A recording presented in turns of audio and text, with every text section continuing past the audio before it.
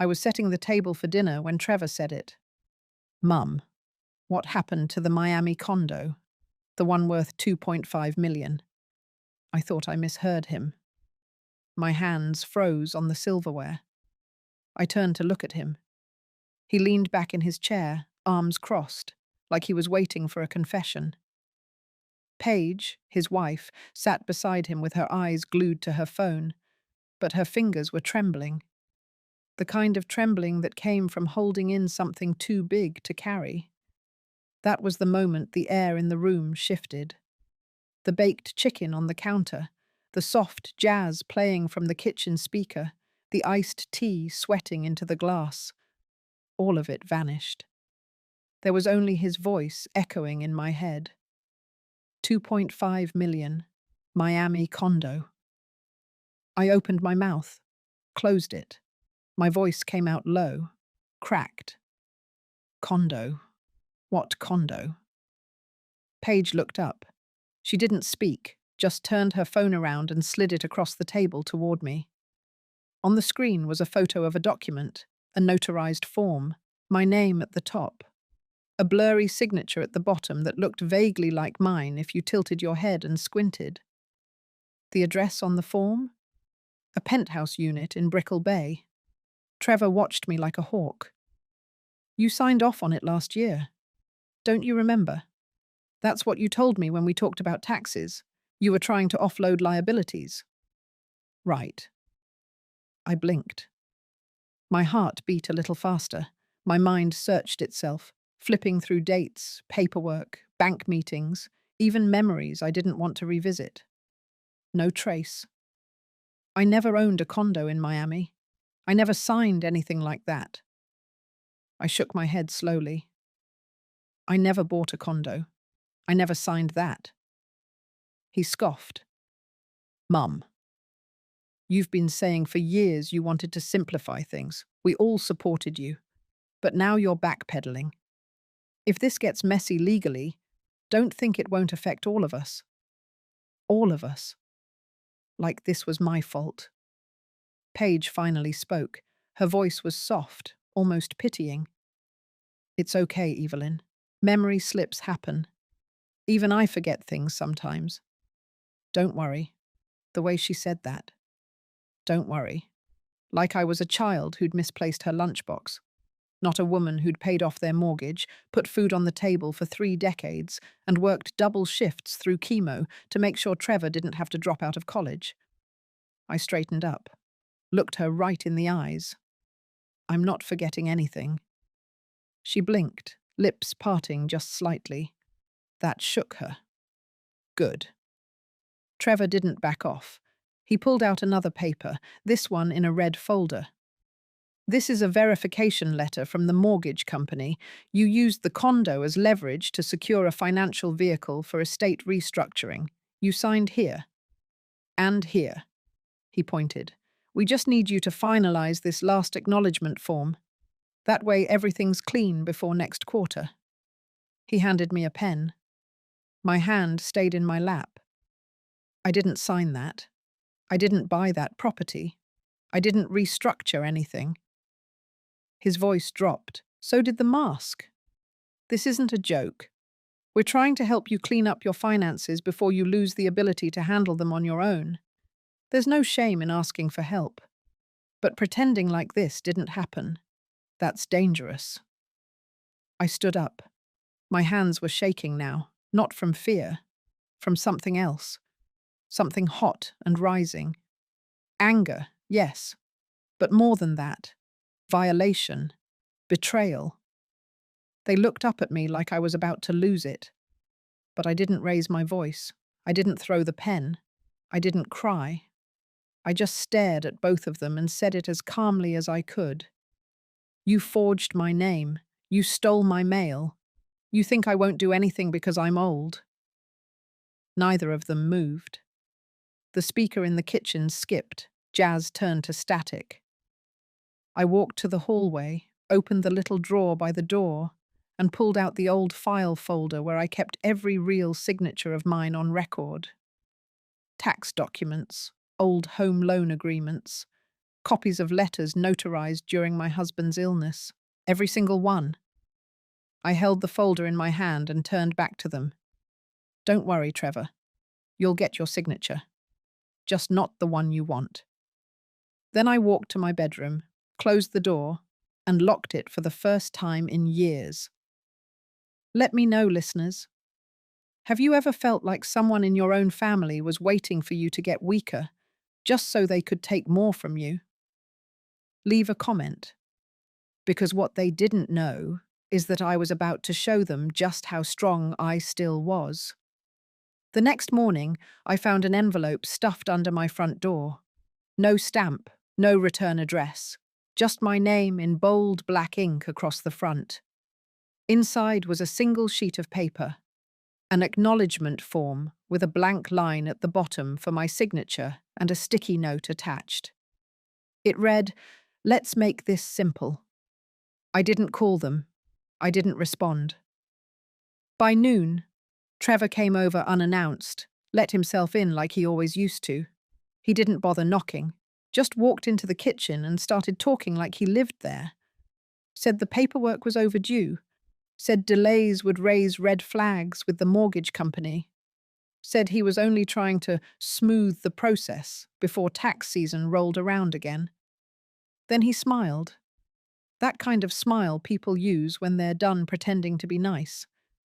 He told me he had already spoken to an estate attorney on my behalf. Said he had taken the liberty of sharing my documents to protect me from future confusion. I stared at him. He handed me a red folder.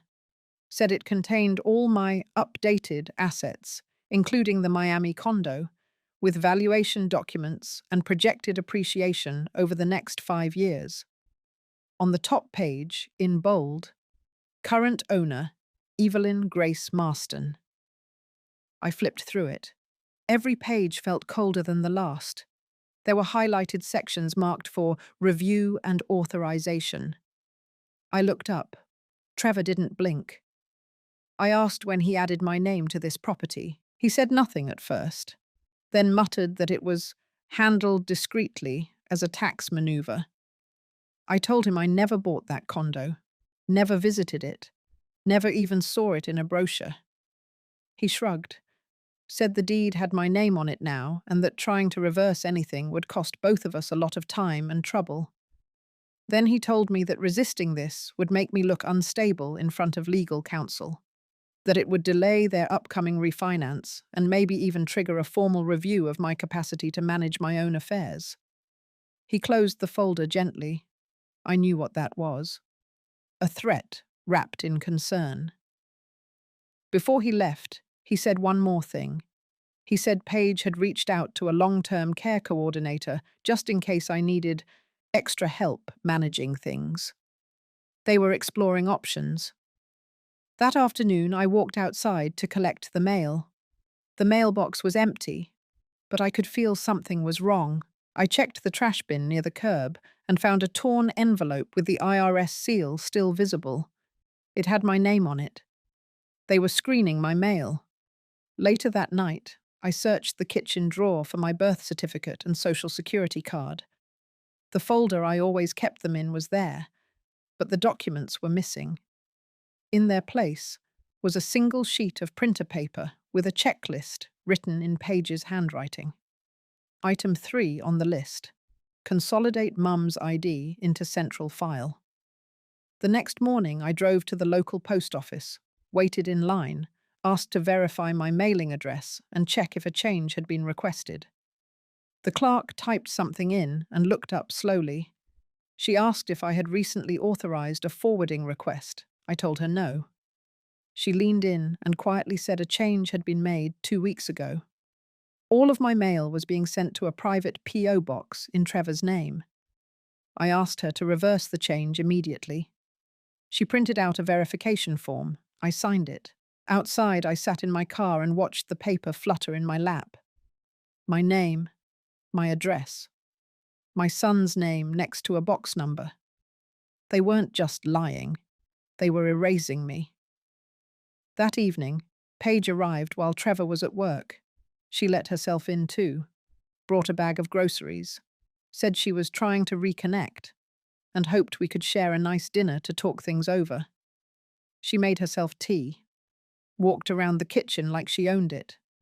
She asked about my blood pressure meds, said I'd probably forget them if I wasn't careful, said stress could be dangerous at my age.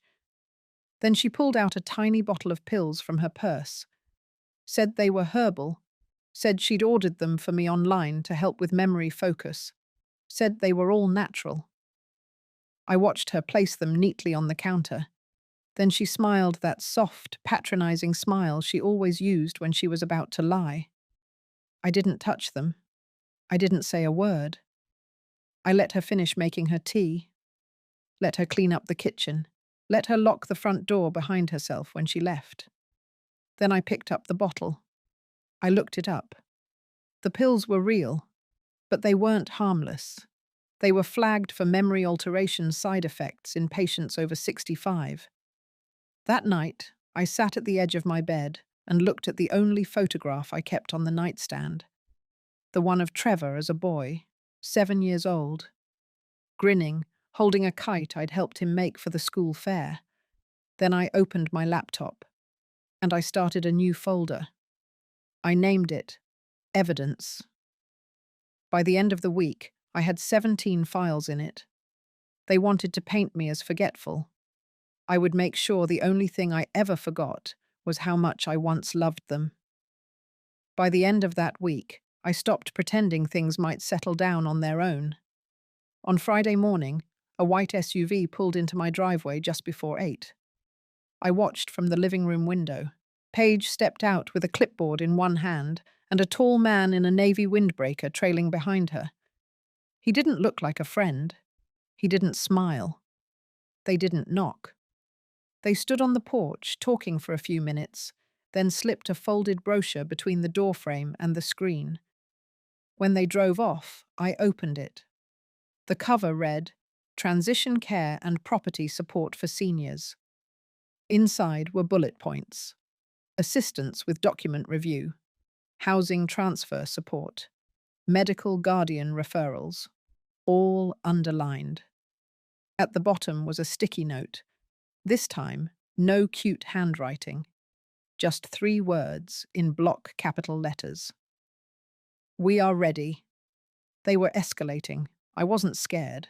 Not anymore. I was angry. A cold, focused kind of angry that doesn't shake your hands or cloud your judgment. The kind that builds in silence. The kind that waits for the right time to strike. That night, I searched every drawer, every cabinet, every folder in the house. My original deed to the Tampa home was missing. So was the notarized agreement from when I refinanced 10 years ago. My tax records, untouched for decades, had pages removed. Paige had labeled the drawer last month as too messy. Let me organize for you. They had been preparing this for a long time. I didn't sleep. I made coffee at 2 in the morning, sat at the dining table, and wrote out everything I remembered. Dates, conversations, phone numbers, names. I wrote it on paper, not on a computer. I didn't want anything digital they could erase. By 6, I had 8 pages of timeline and a full list of documents missing. At 9, I drove to the property office for Hillsborough County and requested a full search on properties under my name. The woman behind the counter printed a list. There were 3. My current home, a condo unit in Miami under Evelyn Grace Marston, registered 6 months ago, and a small duplex in Fort Lauderdale, marked as a rental asset under my name. I had never seen the third one before in my life. I circled the line, asked her when it was registered. She said April. She glanced at me as she handed the paper over. Her face didn't say pity. It said something closer to concern. She leaned forward and lowered her voice. Said there had been a string of issues like this lately. Said I wasn't the first person to come in asking about properties that didn't feel familiar. I thanked her, walked out, and sat in my car with the paper in my lap. That was when the fear started to crawl in, quiet, not loud, not like a scream, more like a quiet click, the sound of a lock sliding into place behind you. I took a breath, held it, and let it out slow. Then I called a locksmith, told him I needed every lock in the house changed that afternoon. He showed up by 4. By 5, I had new keys, a reinforced deadbolt, and a camera doorbell installed. The next morning, I left the porch light off, sat at the kitchen window with the blinds cracked open, watched as Paige walked up the driveway at exactly 10:15, holding a brown grocery bag. Her routine was always perfect. She smiled at the camera, knocked once, then reached into her purse and tried the old key. It didn't work. She stood there for a moment, then knocked again, harder, then tried the key again. I didn't move. I didn't open the door. She finally slid the grocery bag onto the porch bench and walked back to her car. Inside the bag was a plastic container of soup, a bottle of water, and a typed note printed on thick paper. "Please eat something. You've been under stress. We love you. Let us help." Under the soup, hidden between folded napkins, was another envelope. Inside was a draft agreement for medical guardianship. They weren't just planning to take my name, they were planning to take my mind. That afternoon, I made 2 stops. First, to the main branch of my credit union, I asked to meet with a fraud prevention officer. I showed her the property records, the guardianship form, the list of missing mail. I spoke slowly, clearly, not angry, not scattered, just calm. She listened, took notes, and then asked for permission to flag my account for any activity from Trevor or Paige. I signed on the spot. Second, I drove to the office of my old friend Maureen, who'd retired from being a real estate agent 2 years ago. We hadn't spoken in months, but when I explained what was happening, she invited me in, closed the door, and pulled out her laptop. She searched the Miami condo address. It had been listed for rental on and off for 5 months. Short-term leases, different names every time. Photos of the unit had Paige in the background, in one of them, adjusting a vase. I downloaded every listing page. She ran the Fort Lauderdale address. Same story. Short-term rentals, digital trail left carelessly behind. I had proof. That evening, I started organizing the files. The fake guardianship form, the photos of Paige at the condo, the change of address confirmation from the post office, the new property list, the rental ads, and one photo of Trevor on his LinkedIn profile next to a caption that read, "Real estate consultant with expertise in family estate leverage strategies." They were done playing quiet. So was I. And if they thought I was about to sit back and let them turn me into a signature on a form, they'd forgotten who raised them. The morning I started laying the real groundwork, I didn't bother brushing my hair. I tied it up, pulled on an old denim jacket, and slipped a small flash drive into my coat pocket. It held every file I'd gathered so far. I wasn't going to my lawyer. I wasn't going to the police. Not yet. I was going to the building where all of this started, the condo in Miami. I booked a same-day flight, 2 hours in the air, and I was in a cab heading toward Brickell Bay. I hadn't been to that part of the city in years. It looked newer, shinier, but under the clean glass and polished sidewalks, it had the same smell, a kind of heat that never left your skin. When I arrived, the front desk staff didn't blink when I gave my name. They smiled, checked their system, and handed me a guest badge. That told me everything. They had me listed as an owner.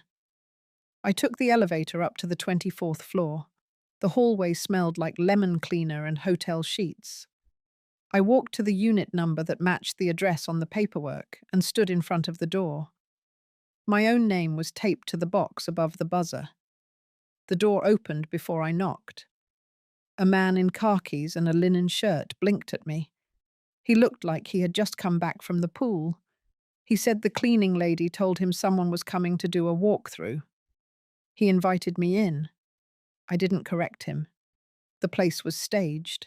Not heavily, but enough to look lived in. Throw pillows arranged, wine glasses on the counter, a folded towel on the edge of the bed. He chatted casually, said he was from Colorado, rented the unit online, said he loved the view, asked if he could extend his stay next month. I told him I'd check the schedule. As soon as he stepped into the bedroom to take a call, I walked to the kitchen counter and opened the drawer beneath the sink. A white folder. Inside, printed check-in forms, cleaning invoices, and a laminated welcome sheet. At the bottom, under a paperclip, I found it. A photocopy of a rental agreement signed by Paige Marston. Not Evelyn. Paige. There it was. Her real handwriting, her name, her email address, and a copy of her ID scanned onto the page. I took a photo of it with my phone. Then I thanked the man for his time, said I'd reach out soon, and left. Downstairs, I asked the concierge to confirm the registered owner of Unit 2411. She checked her system, read out my name, Evelyn Grace Marston. I asked if there was any recent maintenance request. She said yes, 2 weeks ago, submitted by a Trevor Marston. I nodded, thanked her, then walked back out into the heat, pulled out my phone, and called Maureen. She answered on the second ring. I told her I had just walked through the condo, told her about the rental guest, the folder, the signature. She said she was ready whenever I was. I told her to proceed. That afternoon, she sent an email to the property manager requesting a copy of the full rental history for Unit 2411 under suspicion of fraudulent lease activity. She CC'd me. She used my full legal name. She also sent another email. This one to an attorney she trusted who specialized in real estate fraud involving seniors. At the same time, I drove to the office of the Hillsborough County Fraud Division. I didn't call ahead. I walked in, waited my turn, then sat down across from a man named Harris. He was maybe in his 40s, polite, professional. I laid out every file one by one, explained the falsified address change, the guardianship draft, the hidden rental units, the property deeds I'd never signed, the recent attempt to lock me out of my own affairs. He asked clear questions, took notes, told me he'd seen cases like this before, but rarely ones with so much organized evidence from the victim. He said the office could open a preliminary file. They could start by verifying the altered documents and requesting a hold on any changes to property under my name. I signed the release forms. Then I drove back home, locked the new doors behind me, sat in my kitchen. For the first time in weeks, I felt something shift. Not relief, not yet. But the quiet before a storm. They had thought I would fold, that I would retreat, that my age would equal weakness. What they didn't count on was that I had been building my entire life around surviving. They pushed me. Now I was pushing back. The very next day, I began preparing something they couldn't intercept, something public, a trap in plain sight. And the bait was their own lies. The morning after I returned from Miami, I was at my desk by 6. The sun hadn't even broken through yet, but I was wide awake. I had everything spread out in front of me. The printouts from the property office, the photos of Paige's rental contract, the rental listings with her name in the metadata, the change of address confirmation from the post office, the guardianship draft, the new property registrations I never approved. I wasn't just a mother anymore. I wasn't a victim either. I was the case builder, the archivist, the woman putting together her own defense before anyone else could label her incapable. At 7:30, I printed 3 copies of the entire file, one for the county fraud office, one for Maureen's lawyer, and one for myself to carry. I slid the pages into a black zippered binder, punched holes, indexed every tab, labeled it Evelyn G. Marston, Active Estate Documents. I wasn't hiding anymore. Then I made my next move. I contacted a real estate agent who wasn't a friend, someone with no connection to Trevor or Paige. Her name was Celia, mid-40s, direct, didn't flinch when I explained what I was dealing with. I asked her to list the Miami condo. She blinked once, then asked for documentation. I showed her the notarized deed Trevor had used, and then my files proving how it was never authorized. I explained that I had a pending investigation open and that I wanted the listing to trigger one thing: exposure. She told me she'd have a photographer there within 48 hours. While she was setting that up, I requested something more discreet, a simple open house flyer. I wanted it shared in certain circles. Professional investors, local brokers, people who would come with phones in hand and questions ready, not to buy, to witness. By that weekend, the listing was live. 3 photos, 1 line of copy, luxury bay view unit now available by direct owner. Inquiries welcome at showing. The first messages rolled in within hours. Celia fielded them, passed along RSVPs, and I waited. I kept the blinds low, answered no calls from Trevor, ignored a voicemail from Paige that said she was worried and asked if I had been feeling confused lately. On Sunday morning, I picked out a blue dress. Not fancy, but sharp. Something I hadn't worn since my retirement party. I brushed my hair back, applied a soft lip color, and packed the binder into a leather tote. I arrived at the Miami condo an hour early. The agent let me in and gave me the run of the place. Everything was exactly where the renters had left it. Paige hadn't even bothered to take down the welcome sign she taped to the fridge. At 10 on the dot, the elevator dinged.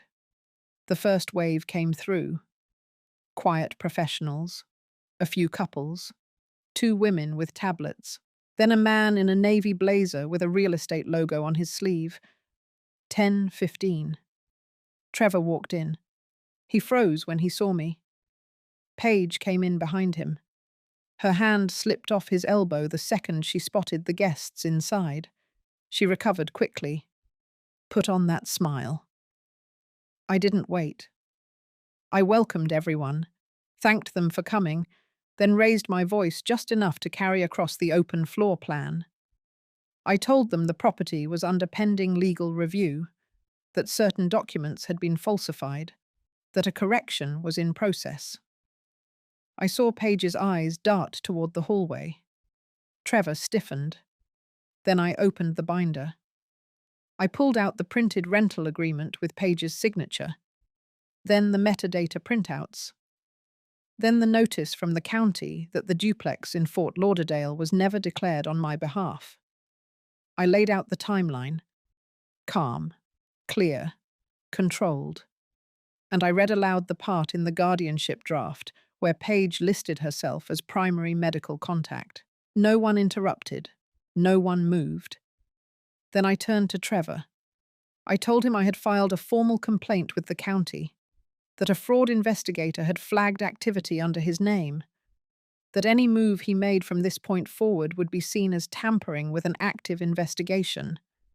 He opened his mouth, closed it.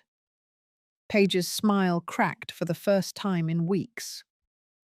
Then the twist came. From the elevator, a new face stepped in. A woman in a grey suit, hair tied back, badge at her waist. She introduced herself as a representative from the Florida Elder Protection Task Unit, said she had received a formal request for a site visit tied to ongoing fraud claims involving the listed property. Trevor's face went white. Paige took a step back. The woman turned to me, asked for verification. I handed her the binder. She flipped to the index, looked up, nodded. Then she turned to the crowd.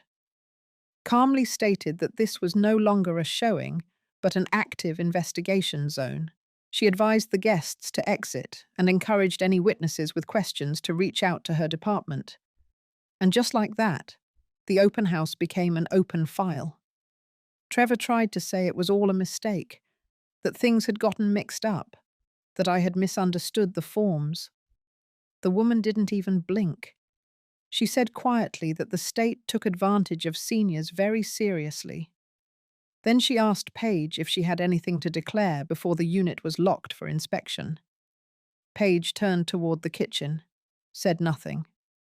The officer handed me a new document to sign. It temporarily froze any rental activity under the unit and blocked external party access pending full review. I signed it. Trevor and Paige were told to leave. They didn't argue. And as they stepped out, I watched Trevor glance over his shoulder one last time. Not angry, not shocked, just small. And I knew he finally understood. The woman he thought was slipping was building a wall around him the entire time, and now it was closing in. 2 days after the open house turned into a fraud investigation, the air around my name changed. My phone didn't ring. No messages from Trevor. Not a single email from Paige. Silence, where there used to be pressure. That wasn't peace. That was calculation. They were regrouping, which meant it was time for me to move again. I contacted Maureen's attorney, the one handling real estate elder fraud. Her name was Denise Tran, sharp as glass and quiet as a sniper. She reviewed my binder in less than an hour and asked for digital access to the files. I gave her everything.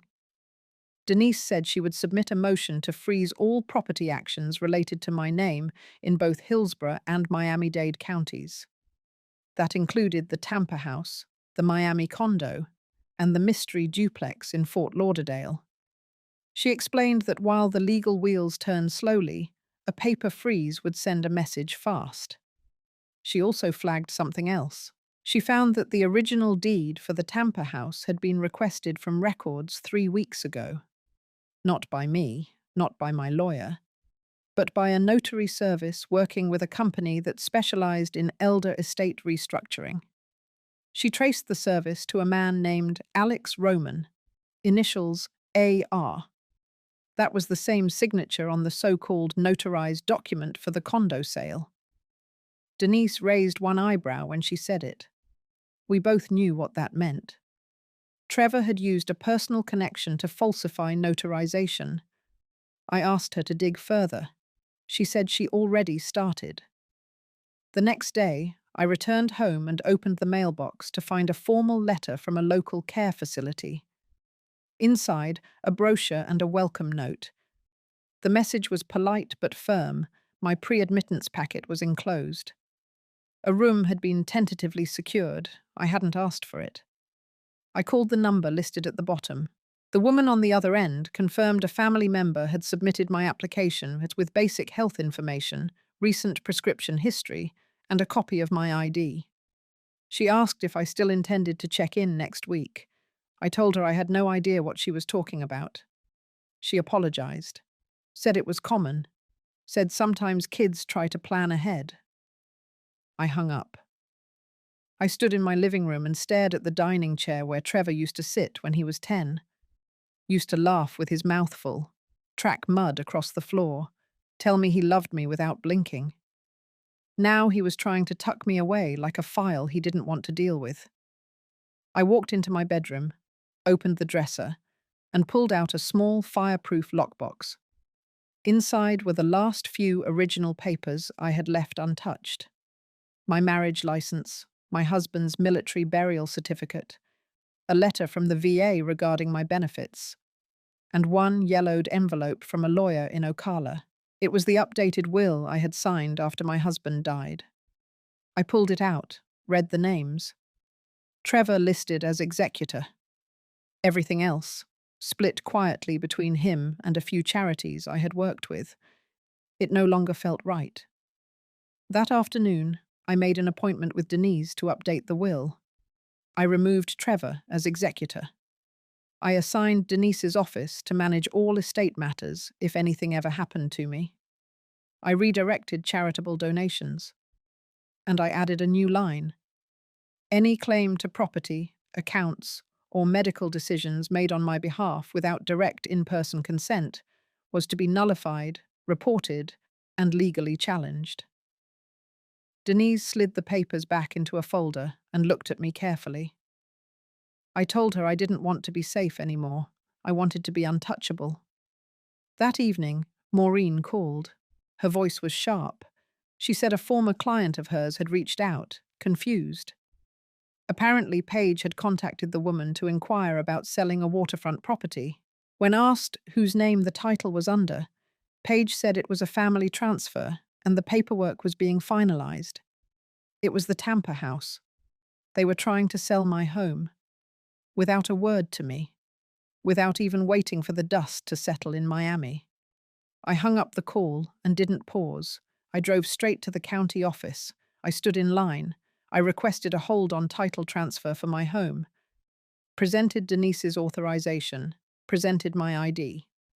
I submitted a notarized statement that no transfer had been approved, signed that morning in Denise's office.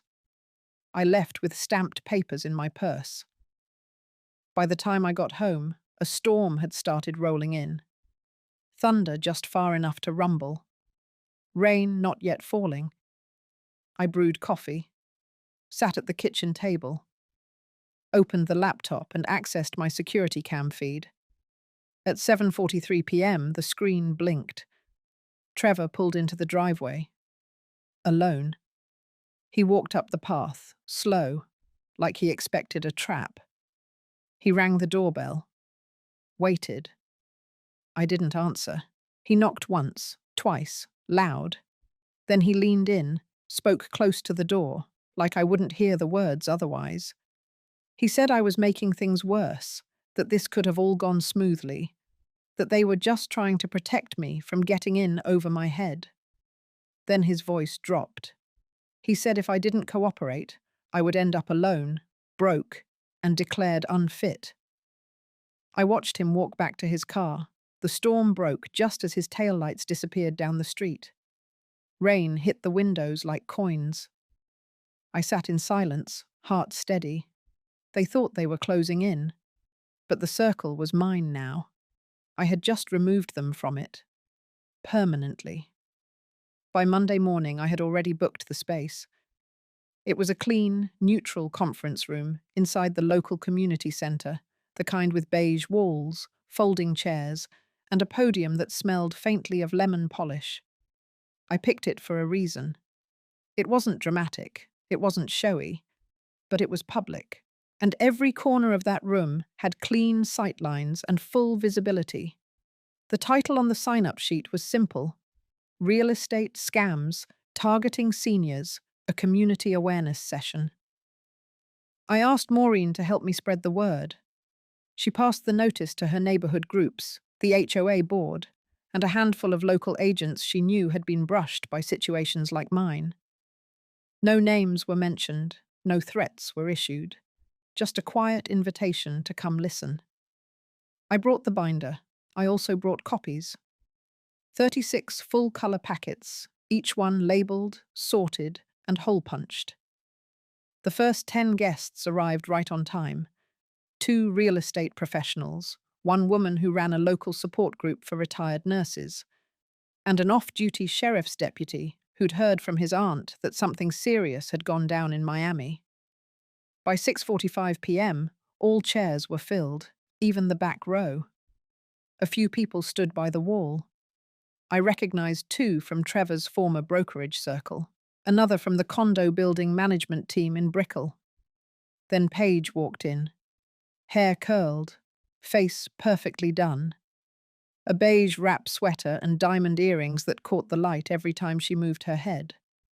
She walked straight to the back without a word, stood next to the exit, arms crossed. 2 minutes later, Trevor appeared in the doorway. He didn't come inside. He stood at the edge, as if proximity alone might let him control the narrative. But this time, I was the one holding the mic. I opened the meeting without ceremony, no nervous preamble. I welcomed the guests, thanked them for their time, and then I started walking them through the facts. Property records with incorrect ownership, rental units falsely attributed to elderly individuals, guardianship drafts submitted without consent, mail redirected, IDs duplicated, voice recordings used to impersonate approval. I showed them everything. The faces in the room didn't blink. They nodded. They took notes. Some closed their eyes and exhaled, like they'd just recognized their own family inside the outline I was painting. I moved methodically. Every document had a timestamp, every folder a label, every claim followed by proof. When I got to the part about the Miami condo rental agreement, Paige's signature, her ID photocopied, the platform logins under her name, I watched Paige shift her weight. Her mouth tightened, but she didn't leave. Trevor didn't move either. I finished the presentation with a full-page projection on the wall. A simple quote: "Power of attorney is not a power of control." The room clapped, soft at first, then louder. Not for me, but for the truth, for someone finally naming it in public. I closed the binder. That should have been the end, but it wasn't. From the back of the room, a man in a grey suit raised his hand halfway, then lowered it. He didn't wait to be called on. He stepped forward and introduced himself as Daniel Lynn, legal counsel for the Elder Affairs Advisory Committee. He said what I just presented wasn't just personal, it was systemic. Then he asked if I would be willing to speak with his department directly. I told him yes.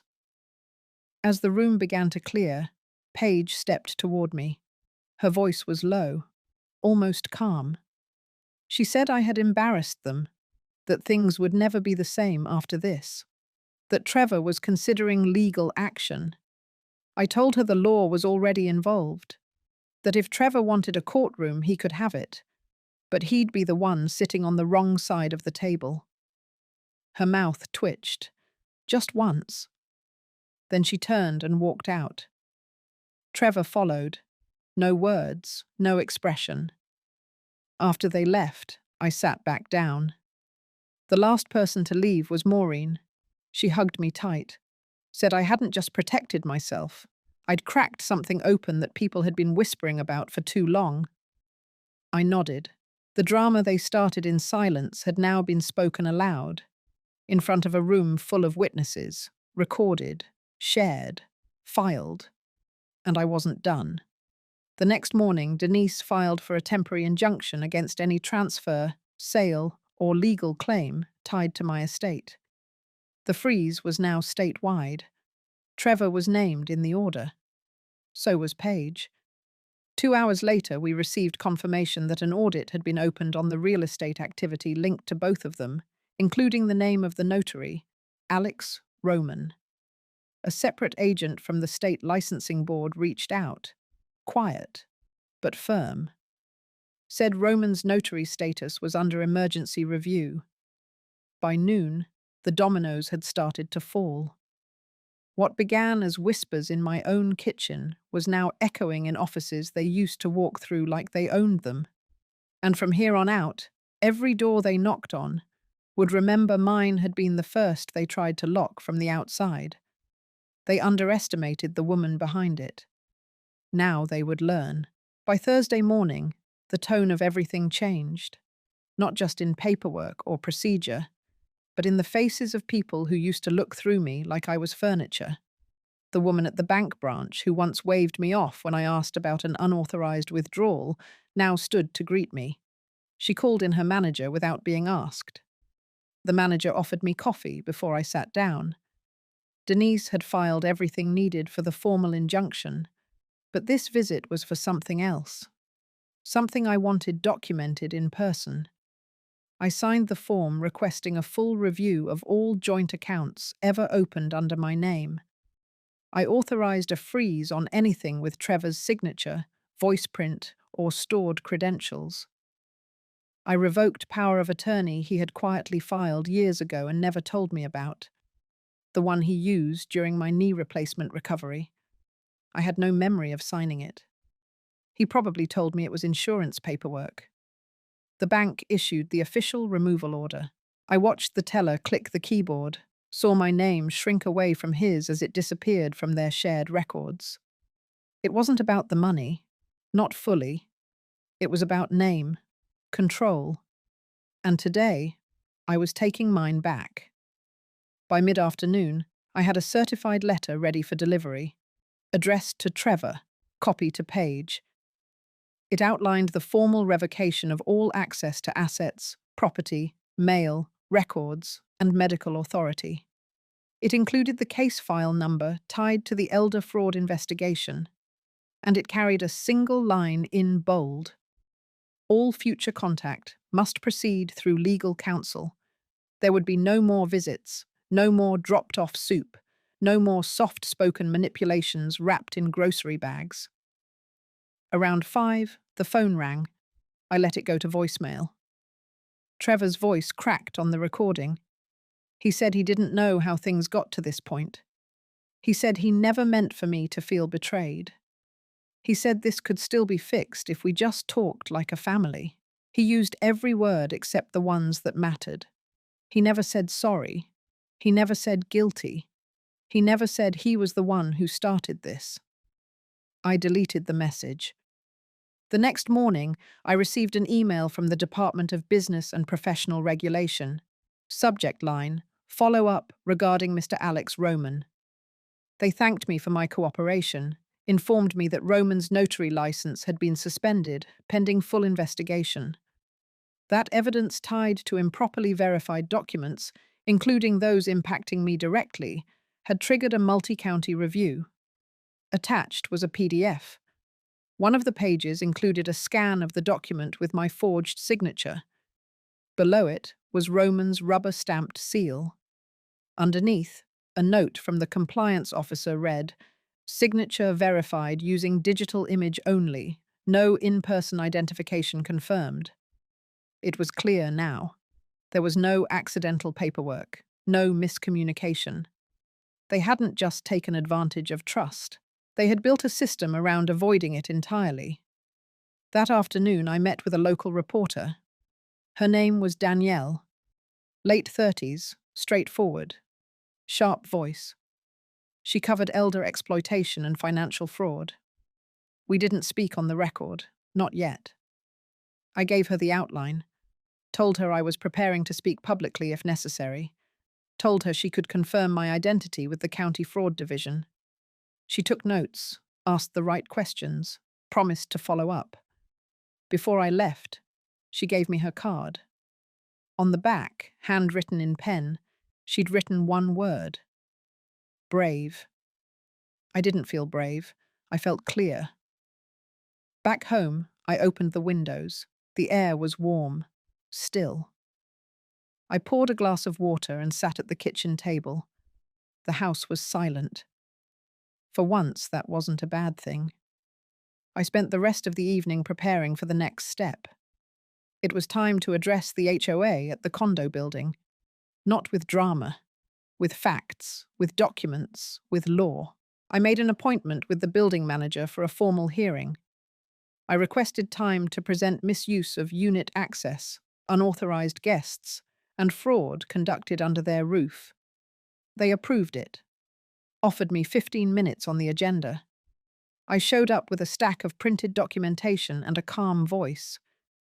I didn't mention Trevor and Paige by name until the end, until I was sure every board member had seen the images, the forged lease, the manipulated invoices, the security footage showing Paige opening the door for short-term guests, the timestamps, the listing history. Then I spoke plainly. I said the unit was not a hotel, that they had policies against subletting without disclosure, that their inaction made them partially responsible. Silence followed. Then a woman on the board asked if I planned to pursue charges. I said the state already had. When I walked out of that room, the building issued a letter to all residents within 72 hours.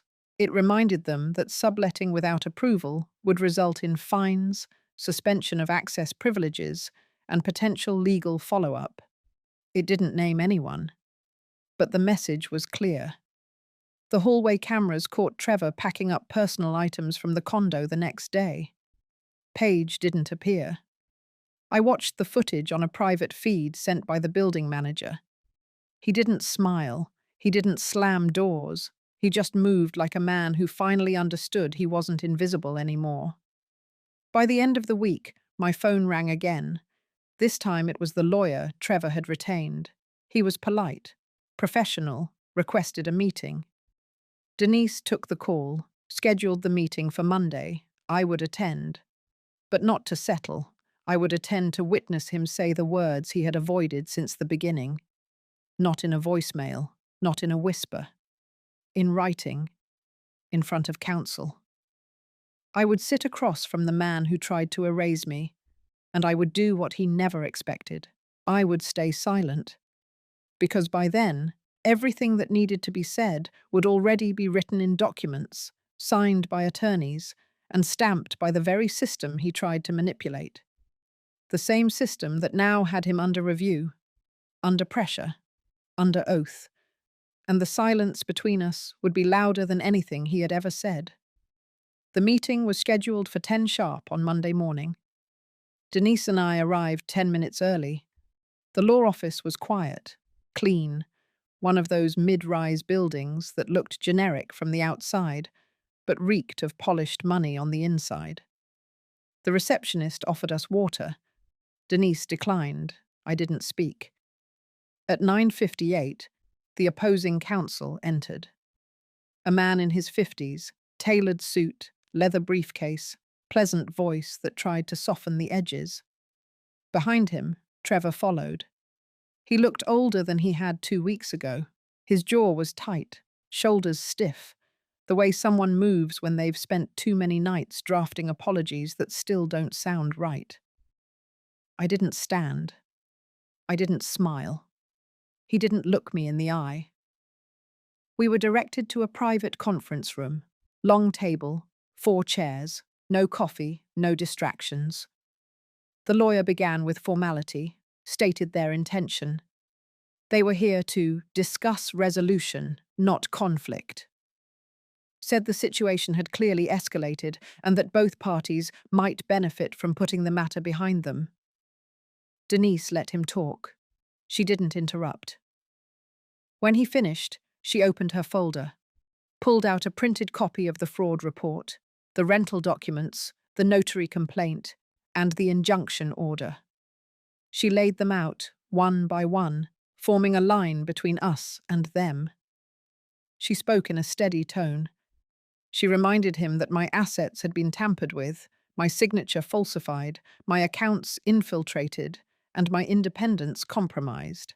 She outlined the legal exposure both Trevor and Paige were facing, not hypotheticals, but charges already under preliminary review.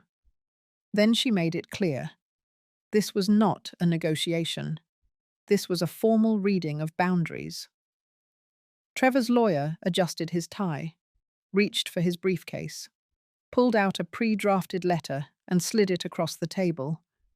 It was a written apology, not notarized, not framed, just plain white paper. The words were neat, rehearsed, an acknowledgement of overreach, of poor judgment, of misinterpretation of consent. Nowhere did the letter admit guilt. It danced carefully around the truth, placing blame on misunderstanding and miscommunication. I didn't touch it. Denise slid it back across the table. She said it lacked the most important thing: accountability. She leaned in slightly and said we would not accept a statement that erased intent. She said this wasn't about salvaging relationships, it was about documenting the truth. And then she gave him a choice. Either they submit a new statement, one that admits knowledge of false documents, or we proceed with the formal complaint. The one naming both him and Paige, with every attached exhibit. Silence filled the room, the kind that holds breath hostage. Then Trevor spoke. Not to his lawyer, not to Denise, to me. He said he didn't know when he started looking at me like a problem instead of a person. He said it was never supposed to go this far, that he thought he was protecting the family, that he was trying to keep everything from falling apart. I stared at him, and I said one word: liar. The room shifted. His lawyer tried to jump in. Denise held up her hand. I didn't raise my voice. I didn't flinch. I just kept going. I told Trevor that protecting someone never looks like hiding mail, forging documents, staging a slow erasure of autonomy. I told him he hadn't protected me. He had erased me, and then expected me to thank him for it. And now he would live with what followed. I stood. Denise gathered our things. Before we left, she handed them a final folder. Inside was a declaration of full legal separation. No financial ties, no power of attorney, no inheritance claim, no healthcare proxy, no contact without representation. Trevor didn't stop us. He didn't say another word. Outside, the sky was sharp blue. No clouds, no wind, just silence. We walked to the car. Neither of us spoke until we hit the interstate. Then Denise said something I hadn't expected. She said most people crumble under the kind of betrayal I had faced, that few come out the other side with this much proof, clarity, and control still intact. I didn't answer right away. But I thought of the woman who used to set dinner for a son who never called, who used to leave porch lights on in hope instead of safety, who used to think family meant forever, no matter how far it slipped. That woman was gone. The next day, the official complaint was processed and stamped. An ethics review was opened on Page's brokerage license. A criminal review remained active on Alex Roman. The unit in Miami was formally returned to me, legally frozen pending audit. The duplex in Fort Lauderdale was under investigation for money laundering through digital subletting platforms. My house in Tampa? Untouched, locked, secure. I received a letter from the Department of Elder Affairs confirming their recognition of my documentation efforts. They invited me to join their advisory committee for outreach and awareness. I framed the letter, not for display, for reminder, because justice isn't always loud. Sometimes it looks like standing in a room and refusing to bend when the person across from you is counting on you to disappear. And I never disappeared. I was just getting started. By 6:30, the last glimmer of dusk had sunk behind the ridge. The town lights blinked on, one by one, in the valley below, casting long shadows across the highland property. Evelyn sat at the head of the table in the private dining room of McAllister and Rowe, a wood-panelled, invitation-only restaurant reserved for long-time members of the Historical Preservation Board. Every element in the room was deliberate. The fireplace was lit. Her favourite silver candlesticks flanked a modest bouquet of white anemones and magnolia leaves. Across from her sat McClellan Ward, calm, poised, with that faint expression of a man who had already done the math and found it amusing. To Evelyn's right, the attorney, Audrey Whitfield, reviewed the stack of signed documents in a discreet black folio. Then came the footsteps. Brendan's voice echoed first, loud, casual, a little too self-assured. He entered with Kayla draped on his arm, both of them dressed like they had something to celebrate. They brought their own wine. Kayla placed it on the table without asking. Brendan clapped his hands once and declared that he hoped there would be dessert. Evelyn didn't flinch. She folded her napkin once across her lap. Then, very softly, she said dinner would not be necessary tonight. The silence that followed was brief, but brutal. Brendan chuckled. Maybe he thought it was a joke. Maybe he truly believed she'd prepared all of this just to hand him a silver platter. He leaned forward, smug, and thanked her for finally coming to her senses.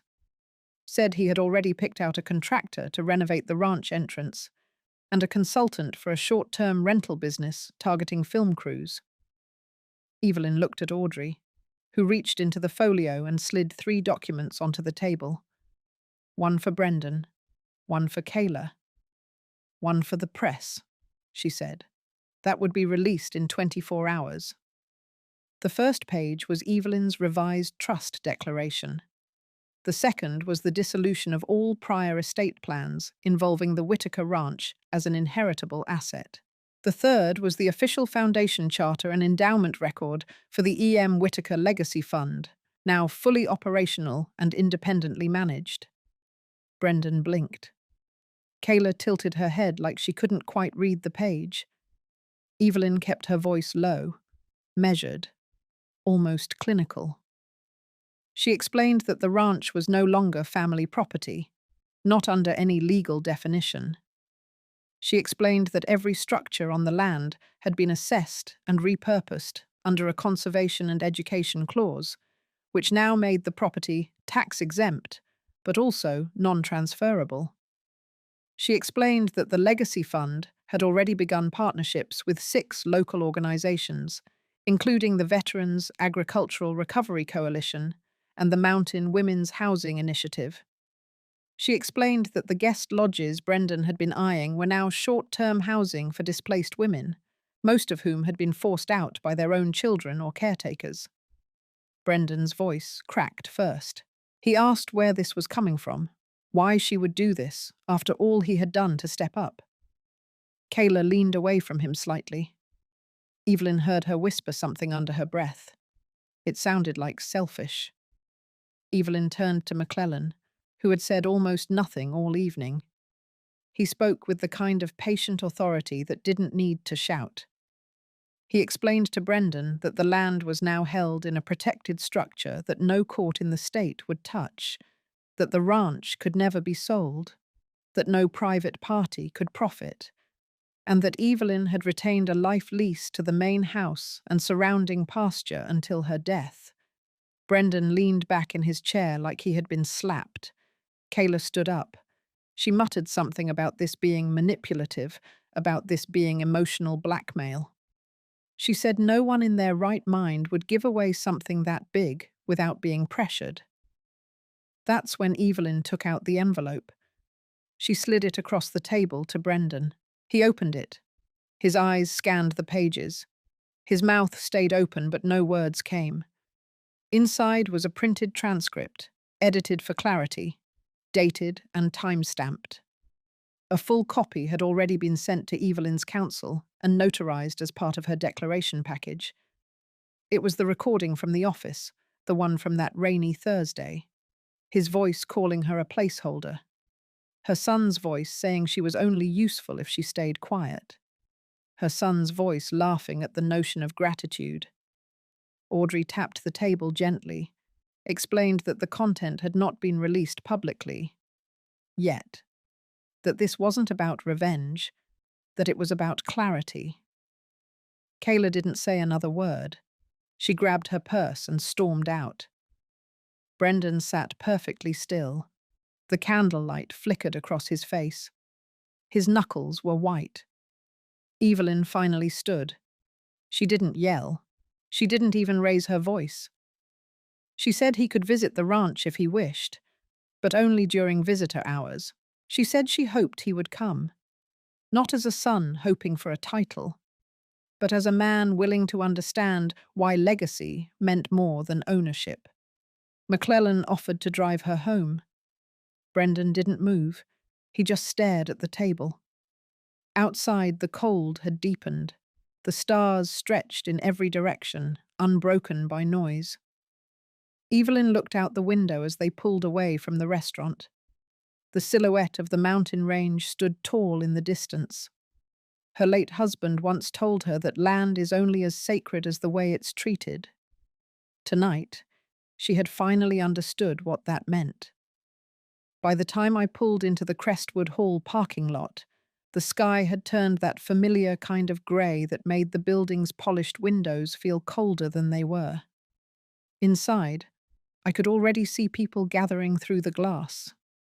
The banner above the door read, Marston Family Foundation Community Banquet, in thick gold lettering. It should have said Evelyn's farewell, or better yet, her finale. I stepped out of the car, straightened my navy blazer, and looked at the flash drive in my hand one last time. I had labeled it in my handwriting. Quietly, clearly, truth. Inside, the hall buzzed with soft jazz, clinking glasses, and the artificial warmth of obligatory small talk. Tables were dressed in white linen, name cards precisely arranged. Everyone I had ever helped over the years was there. Women from the Domestic Resilience Program, volunteers from the Pantry Initiative, the librarian who had written me that thank you letter last fall, even the mayor, who owed me more favours than he liked to admit. At the front of the room, Brendan was in his usual posture, charming, upright, overly rehearsed. Kayla stood beside him in a burgundy dress that fit the part she had assigned herself. Co-director, heir apparent. She gave a practiced smile to a group of donors and tilted her head like she had done this 100 times. Maybe in her mind, she had. I walked past them without a word and made my way to the far end of the room, where a podium and projector had been set up. A volunteer from the youth program greeted me and gestured toward the reserved row of seats marked for the board. I gave her a polite nod. She had no idea what kind of night this would become. When it was Brendan's turn to speak, he stood tall, brimming with confidence, and began thanking the crowd for their ongoing support.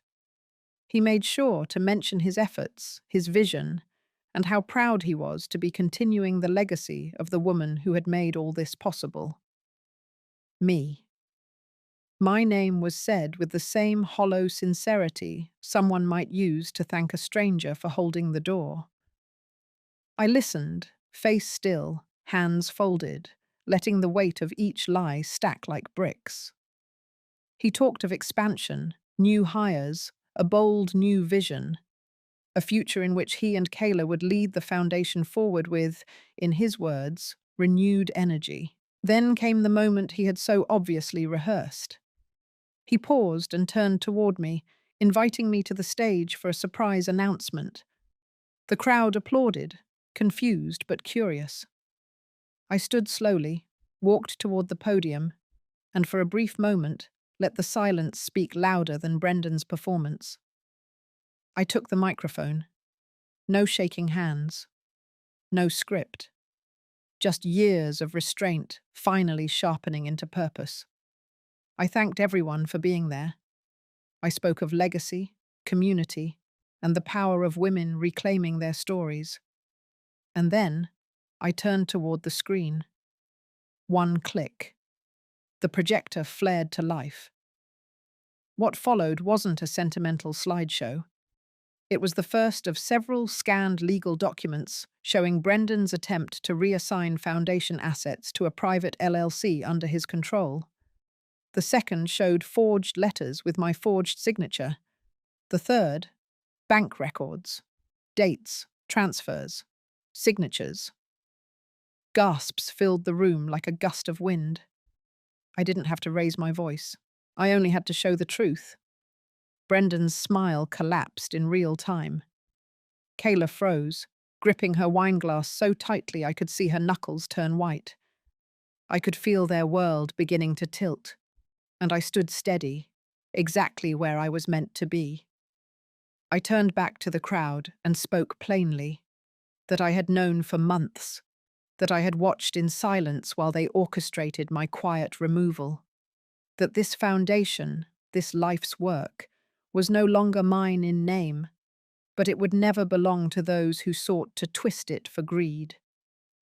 Then I introduced the new board of trustees, women I had mentored, trained, trusted, survivors, fighters, builders. None of them bore my last name. I announced the new legal status of the foundation, a private community trust, irrevocable, protected by a new legal charter I had signed with attorney Larson last month. It could not be sold, it could not be inherited, and it could never again be claimed by family lines, only by the hands who worked for it. The applause came slowly, then all at once. A different kind of clapping, one that came from knowing, from recognition, from witnessing something irreversible. Brendan tried to speak. His voice trembled as he addressed the board, asking for clarification, trying to salvage some semblance of control. But there was no saving the moment. Kayla whispered to him, eyes darting. I didn't listen. I walked back to my seat as the projector shut off, the silence in the room still echoing louder than the music ever had. The rest of the evening moved like a dream, not because it was soft, but because it was surreal. People approached me one by one, with gratitude, with questions, with hugs. Some were stunned, others were vindicated. A few whispered that they always suspected Brendan was never ready. He had slipped away before dessert. Kayla followed moments later. No goodbyes. I stayed. I danced with a few women I had hired years ago. I laughed real and loud. I watched the board take control of the agenda, laying out plans, budgets, timelines. My presence wasn't needed to validate the future anymore. I had done enough. As the night drew to a close, I stepped outside for air. The wind was soft, the parking lot mostly empty now. A figure approached me near the garden path. It was Brendan. He looked lost, not angry, just hollow. He asked why, not with his mouth, but with his eyes. I didn't answer. I placed my hand on his arm, steady and warm. Then I said the only thing that felt right. You chose your legacy, and I chose mine. I turned and walked back toward the lights of the hall. My heels clicked against the pavement like punctuation marks at the end of a sentence I had spent years writing. And for the first time in a long time, I didn't look back. I didn't expect peace to feel like this. It didn't arrive with grand speeches or apologies. It came in silence. It came in the form of a knock on the door that I didn't answer. It came when I sat at my little kitchen table, sipping tea while my phone buzzed across the counter, lighting up with messages I had no desire to read. The press had picked up the story. The trust's launch, the scholarships for women over 60 returning to the workforce, the legal clarity surrounding the will. They called it an act of redemption, of inspiration. The headlines painted me as a quiet warrior. I never asked for that, but I accepted it. A few days after the announcement, I went back to the cemetery, not to cry, but to sit. I brought a folding chair and a blanket, and the book I had been trying to finish for months. I sat next to Harold's stone and read aloud. His name had been cleared. His wishes had been honored. His son could never again twist that legacy for selfish gain. That was enough. Later that week, the lawyer's assistant delivered the final packet. Everything had been transferred. My house, the royalties, the remaining assets. Not to Grant. Not to any of them, but to the foundation, to the people who would never have the luxury of betrayal, because they had never been handed privilege in the first place. It felt right. It felt sharp. It felt like balance. I saw Grant once more. It was by accident. I was leaving the community center after meeting with the first group of women enrolled in the life skills program. We had been laughing about how difficult online banking still felt for some. I stepped outside, and there he was, standing by the curb like a man who had nowhere else to go. He looked smaller than I remembered. His eyes sunken, his suit wrinkled. He opened his mouth as if to say something rehearsed, but I kept walking. He fell into step beside me, desperate, the words tumbling out in a tone so hollow it didn't belong to my son anymore. He said he didn't know the full truth. He said he was misled. He said Kayla had pushed him. He said he had lost everything. He said he regretted it all. I stopped, not because I believed him, but because I didn't need to anymore. I told him this. I said I did not live my life to be remembered as someone's financial plan. I said his apology, whether sincere or not, could not rewrite the chapters he had torn out of our family's story. I said I no longer carried anger, because it had no place in the life I was building now. But I also said I no longer carried space for him. He cried. I watched. Then I walked to my car. I left him on the sidewalk, still talking, still explaining, still hoping. But I drove away with the windows down and the air sweet with spring. In the following months, the house was sold. I didn't need all that space anymore. I bought a modest condo near the waterfront, with just enough room for me, my books, and a guest or two. McClellan visited often. She brought fresh peaches and stories from her days volunteering with veterans. We laughed like schoolgirls sometimes. Other days, we simply sat, both grateful for the quiet, both women who had survived the expectations of others and emerged with more than anyone ever planned to give us. One Saturday afternoon, I received a hand-drawn thank you card from a woman named Beatrice. She was 65, newly divorced, and had just learned how to file her own taxes for the first time in her life. She wrote that it made her feel free. She wrote that she had always thought it was too late. Now she knew better. That night, I cried. Not from sadness, but from the kind of release that only comes when every battle has been fought and your heart is finally your own again. The past hadn't vanished. It was still there, like old scars. But it no longer dictated my worth. And for the first time in a very long time, I felt proud. Not of what I had lost, not even of what I had won, but of who I had chosen to become. And sometimes, that's the most powerful justice of all. If this story found a place in your heart, take a moment for yourself today. Whether it's a quiet cup of tea or a walk under the trees, remember, healing doesn't always look like fireworks. Sometimes it's the quiet choice to stop chasing what hurt you and start building something that brings you peace. Tell me, what would justice look like for you if no one else got to define it?